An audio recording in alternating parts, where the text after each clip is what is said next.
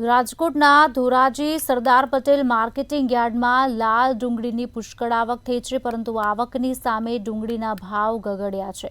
ડુંગળીના ભાવ તળિયે બેસી જતા ખેડૂતોને રાતા પાણીએ રોવાનો વારો આવ્યો છે, તેમજ ખેડૂતોમાં નારાજગી પણ જોવા મળી છે। શરૂઆતમાં ડુંગળીના ભાવ પ્રતિ મણના 400 થી 700 મળતા હતા, પરંતુ આવક વધતા ડુંગળીના ભાવ તળિયે બેસી ગયા છે। આજે ડુંગળીના પ્રતિ મણના ભાવ 100 થી 350 બોલાયા હતા। અહીંયા હું ડુંગળી આ ધોરાજી માર્કેટ યાર્ડમાં ડુંગળી ભરીને આવ્યો। અત્યારે ભાવ કોઈ છે જ નહીં, એવું ગણાય કે 100 થી 150 લગીના ભાવ હાલે છે। પેલા 700-800 ભાવ હતા, અત્યારે હાવ પાણીના ભાવે માગે। ખેડૂતને મરી જવું દવા પીને કે શું કરવાનું છે?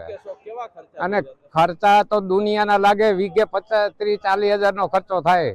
અમને ડુંગળી 400 રૂપિયામાં પડે છે વીઘે વાવી મણે, તો અટાણે અમારે 100-150 માં જ વેચવી પડે છે। આ સરકાર નિકાસ નહીં કરે ને તો આ ખેડૂતને મરવાના વારા છે।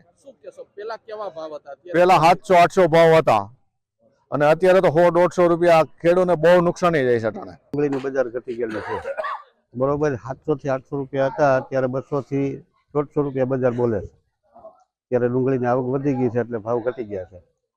ઊંચામાં ઊંચી કેટલી ડુંગળી કહેવાય? આજ ઊંચામાં ઊંચી 300 રૂપિયા બજાર